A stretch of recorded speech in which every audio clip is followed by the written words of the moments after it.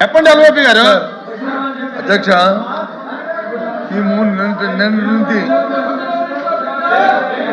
నిన్నటి నుంచి ఒకే అంశం మీద డిఎస్సి మీద జరిగిన అవకతవకల మీద చర్చించాలి, సభలో చర్చించాలి, దాని మీద ఎంక్వైరీ జరగాలని చెప్పి నేను డిమాండ్ చేస్తున్నాను. ఇవాళ ప్రధాన పత్రికల్లో శాసనసభలో మాట్లాడారు అది మరి ఇక్కడ మాట్లాడడానికి ఎందుకు ఎందుకు ఆడుతున్నారో మాకు అర్థం అవ్వట్లేదు, ఎందుకంటే వెనకెందుకు వేస్తారో మాకు అర్థం అవ్వట్లేదు. వాస్తవ విషయాలు అక్కడ చెప్పిన ఇక్కడ చెప్పొచ్చు కదా, చెప్పొచ్చు కదా ఏమి దీని తర్వాత చేస్తామని చెప్పి విద్యామంత్రి గారు ఉన్నారు కదా, విద్యామంత్రి గారు నేను చెప్పానండి. అక్కడ చెప్పిన ప్రకటనలు ఎక్కడైనా సరే బయటైనా ఇంటైనా ఎక్కడైనా మాట్లాడతామని చెప్పారు కదా, చెప్పండి ఆ మాట ఎక్కడ. మేము అడుగుతున్నాం కదా, మా ప్రశ్నకు సమాధానం చెప్పండి. అందుకు మెగా డిఎస్సి మీద డిస్కషన్కి మీరు సమయం కేటాయించాలి. ఈ ప్రశ్నోత్తరాలు వాయిదా వేసినా సరే మాకు ఇప్పుడు దాని మీద చర్చించాలి. అది మా తాలూకా విన్నపం. దాని మీద తిరస్కరించడం జరిగింది. మీరు వేరే ఫార్మెట్లో రండి, లేదంటే మళ్ళీ ఒకసారి బీఎస్సీ పిలుస్తాను, బీఎస్సీలో మీరు డిసైడ్ చేసుకోండి, అంతే తప్ప మళ్ళీ మీ ఒక్కసారి దాన్ని అలౌ చేయడం జరగదు. మీరు వేరే ఫార్మెట్లో రండి, లేకుంటే కనుక బీఎస్సీలో డిసైడ్ చేసుకోండి. Please please please. Sir speaker, chairman sir, మీరు అనుమతిస్తే సార్. ప్రతిపక్ష నాయకుడు లేస్తే కాస్త గౌరవ సభ్యుల్ని కొంచెం చైర్మన్ గారి మీద పడకండి, కాస్త హుందాగా పక్కకు జరగండి. వారు చాలా స్నేహశీలి, మనందరితో చైర్మన్ గారు బాగుంటారు. అట్లని మనం ఆ చైర్లో కూర్చున్నప్పుడు వారి మీద పడేటువంటి అడ్వాంటేజ్ తీసుకోకూడదు అనేటువంటిది ఇది మన సంస్కృతి, మనం నేర్చుకున్నటువంటి సంస్కృతి. ఇప్పుడు చైర్ని ఏ రకంగా మీరు అవమానిస్తున్నారు పబ్లిక్ గా అనేది అర్థమవుతా ఉంది. మనం నేర్చుకున్న సంస్కృతి ఇది అధ్యక్ష. నంబర్ 1, వారు రిప్లై అవుతుంటే కూర్చుంటారు. వినండి, డిఎస్సి మీద చర్చించడానికి అధ్యక్ష వాళ్ళ ఉద్దేశం చాలా స్పష్టంగా అర్థమైంది. మాట్లాడేకేం లేదు, అల్లరి చేసుకుని వెళ్ళిపోవాలని. అరే ఆయన ఏదో లేవనెత్తాడు, మేము క్లియర్ గా చెప్పదలుచుకున్నాం. డిఎస్సి మీద చర్చించడానికి ఈ ప్రభుత్వం సిద్ధంగా ఉంది అనేటువంటిది నిన్న బిఎస్సిలో స్పష్టంగా మీ ఎదురుగా ఆయనకు చెప్పాం. వాళ్ళ మెంబర్స్ కూడా చెప్తున్నాను అధ్యక్ష, వాళ్ళు వినుండరు, దయచేసి వాళ్ళ మెంబర్స్ ఇంటే అర్థమవుతుంది అధ్యక్ష. తమరు ఉండాల్సిన దగ్గర ఫర్మ్ గా ఉండాలి అధ్యక్ష. కొంచెం తమరు ఫర్మ్ గా లేకపోతే సభ జరపడం కూడా కష్టమవుతుంది అధ్యక్ష.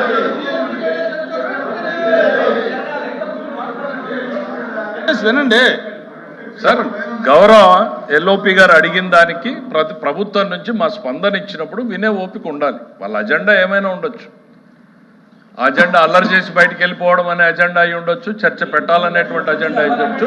గవర్నమెంట్ వారి సైడ్ నుంచి నిన్న తమరి సమక్షంలో చాలా డీటెయిల్డ్గా మా వాయిస్ని వినిపించాం. డిఎస్సి మీద చర్చించడానికి ఈ ప్రభుత్వం సిద్ధంగా ఉంది.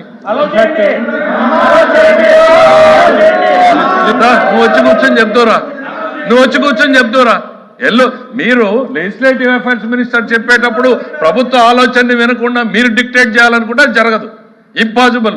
ప్రజలు ఎవరు ప్రభుత్వాన్ని నడపాలి అనేటువంటి నిర్ణయాన్ని ప్రజలు డిసైడ్ చేశారు. ప్రభుత్వాన్ని ఎట్లా నడపాలి, ఏ సబ్జెక్టులు తీసుకురావాలనేది ప్రభుత్వం ఛాయిస్. దయచేసి మీరు అనుకున్నట్టు సభ జరగదు అన్న విషయాన్ని మీరు గుర్తుపెట్టుకోవాలి. ఇక్కడ we are here to discuss about the DSC. ప్రజలకు ఒకవైపు ఎల్నినోతో ప్రజలు ఇబ్బంది పడుతూ ఉంటే తాగునీరు, సాగునీరు, వ్యవసాయం ఏ రకంగా ఈ ప్రభుత్వం వాళ్ళని ఆదుకోబోతున్నాం అనేటువంటి బాధ్యతాయుతమైనటువంటి సమాధానం చెప్పాల్సిన మీరు నిర్లక్ష్యంగా ప్రజల పట్ల ఏమాత్రం కూడా అంకిత భావం లేకుండా వాళ్ళ సమస్యల గురించి చర్చించకుండా కేవలం రాజకీయాలు చేయాలనేటువంటి ఆలోచనతో మీరు ఈ అల్లరి చేసేటువంటి కార్యక్రమం చేస్తున్నారు తప్ప రైతులు ఏ రకంగా ఇబ్బంది పడుతున్నారు, కృష్ణా డెల్టాలో రైతుల పరిస్థితి ఏంటి, గోదావరి డెల్టా ఏంటి, రాయలసీమ ఏంటి, ఉత్తరాంధ్ర ఏంటి, ఈ రైతుల సమస్యల గురించి ఒక్క నిమిషం మీరు మాట్లాడారా? తాగునీటి సమస్యల్ని ఏ రకంగా పరిష్కారం చేయాలనేటువంటి సలహా సూచనలు ఇచ్చారా? ఇన్ని ఇబ్బందులు రాష్ట్ర ప్రజానీకం దేశం మొత్తం ప్రపంచం మొత్తం ఎల్లినోతో సఫర్ అవుతా ఉంటే మీకు మాత్రం మీ నిన్నో జబ్బులు పట్టాయి. నిన్నో జబ్బు వచ్చింది మీకు. మీ అజెండా మీకు తప్ప ప్రజల అజెండా మీకు అవసరం లేదు అధ్యక్ష. దిస్ గవర్నమెంట్ ఇస్ కన్సర్న్ అధ్యక్ష. ప్రజల అజెండానే మా అజెండా. ప్రజలకు అవసరమైనటువంటి ఎల్లినో మీద చర్చ పెట్టండి, ఆ తర్వాత మీరు డిఎస్సీని టేకప్ చేయండి అనేటువంటిది మీకు చెప్పాం. దానికి మీరు స్టిల్ స్టిక్కింగ్ ఆన్ అధ్యక్ష. ఎల్ఓపి గారు, లెజిస్లేటివ్ అఫైర్స్ మినిస్టర్ గారు రాష్ట్రం మీద రాష్ట్ర ప్రజల మీద ఎంత అభిమానాన్ని చూపెడుతున్నారో మేము చూసాం. మరి ఈ అభిమానం అసెంబ్లీలో ఏమైంది అధ్యక్ష? ముందు డిఎస్సీ అక్కడ చర్చించిన తర్వాత ఏదైనా చర్చించారు కదా, మరి అక్కడ ఏమైంది అంటే అక్కడ లేదా ఇక్కడ వచ్చిందా? మేము మొదటగా ఎజెండాలో పెట్టింది మేము, వ్యవసాయం మీద చర్చించాలని అడిగింది మేము. డిఎస్సీ మీద చర్చించిన వెంటనే వ్యవసాయం మీద చర్చించండి, ప్రజలు ఇబ్బంది పడుతున్నారు, వర్షపాతం లేక, ఎరువులు దొరక్క, గిట్టుబాటు ధరలు లేక ఇబ్బంది పడుతున్నారు, అల్లాడుతున్నారు. ఎప్పుడు ఇలాంటి పరిస్థితులు ఈ రాష్ట్రంలో లేవు అని చెప్పింది మేము. ఇటువంటి పరిస్థితుల్లో ప్రజలను ఆదుకోవాలని చెప్పాం. మరి అసెంబ్లీలో మరి ఎందుకు పెట్టారు అధ్యక్ష? ముందు డిఎస్సీ పెట్టండి. అక్కడ లేదా? అక్కడ ప్రజలు కాదా? అక్కడ చర్చించిన ప్రజలు కాదా? అక్కడ వచ్చి వెళ్ళిన రెండో పెడతారు, ఇక్కడ వచ్చి మాత్రం ఇక్కడ పెడతారు. అంటే ప్రజల మీద ఎంత శ్రద్ధ ఉందో. క్వశ్చన్ అవర్ అయిన తర్వాత బిఎస్సీ పిలుస్తాము, బిఎస్సీ లో డిసైడ్ చేసి మీరు లేదు పిలిచారు. ఓపెన్ చేయండి అధ్యక్ష. అధ్యక్ష అధ్యక్ష అధ్యక్ష అధ్యక్ష ఓపెన్ చేయండి. ఇప్పుడు 4 రోజులు పెట్టే అసెంబ్లీని ఇంకో 2 రోజులు పొడిగించండి, బిఎస్సీలో పొడిగించండి, మాట్లాడుకుందాం. మాట్లాడదాం. ఎంత ప్రజల మీద వాళ్ళకి అభిమానం ఉందో, ఎంత ప్రజల మీద మాకుందో అసెంబ్లీ కౌన్సిల్ తెలుసుకుందాం. ఇంకో 2 రోజులు పొడిగించండి. అది బిఎస్సీ 4 రోజులు ఎందుకు పెట్టాలి? అది ఇక్కడ కాదు కదా మనం డిసైడ్ చేసింది, బిఎస్సీలో మాట్లాడు. సరే మీరు ఏమి ఇచ్చామో అధ్యక్ష అధ్యక్ష జీవితంలో ఏ ఉద్యోగం ఇచ్చామో, జీవితంలో ఒక్కసారి డిఎస్సీ ఆయన కూడా మంత్రిగా ఉన్నాడు, వీళ్ళు డిఎస్సీ గురించి మాట్లాడతారు, మేము వినాలి. వాళ్ళందరూ గౌరవ సభ్యులు పైనకెళ్ళి డిఎస్సీ గురించి మాకు చెప్తారు, మేము వినాలి. అరే తెలుగుదేశం అంటేనే డిఎస్సీ 1 కాదు, 2 కాదు, 3 కాదు, 4 కాదు, 14 సార్లు డిఎస్సీ ఇచ్చింది తెలుగుదేశం పార్టీ. మీరేమిచ్చారు? ఒక్కటి కూడా ఇవ్వలేదు. మనుషులకు కాస్త ఆలోచన ఉండాలి అంతే. అరవండి చాలు. మన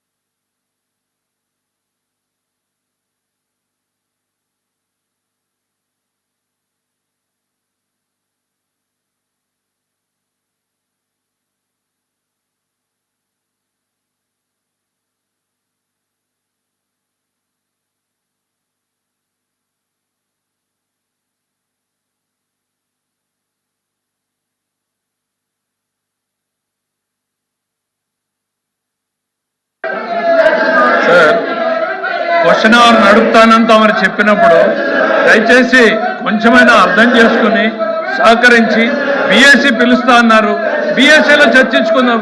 ఎందుకు సభని డిస్టర్బ్ చేస్తున్నారు అనేటువంటిది నేను అడుగుతా ఉన్నాను.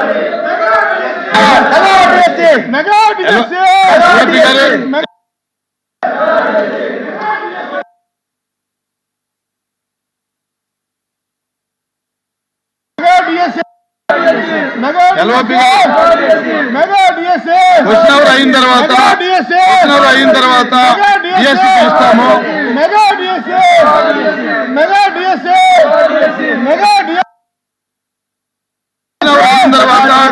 క్వశ్చన్ అవర్ అయిన తర్వాత బిఎస్సీ పిలుస్తాము, బిఎస్సీలో మీరు డిసైడ్ చేయండి. ఎల్ఓపి గారు మైక్ అంటే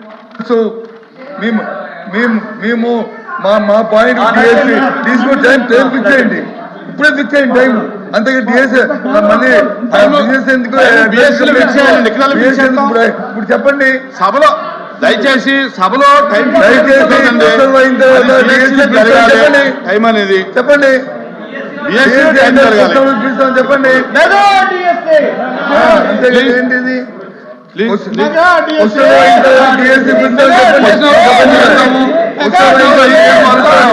14471 మెగా డిఎస్ఏ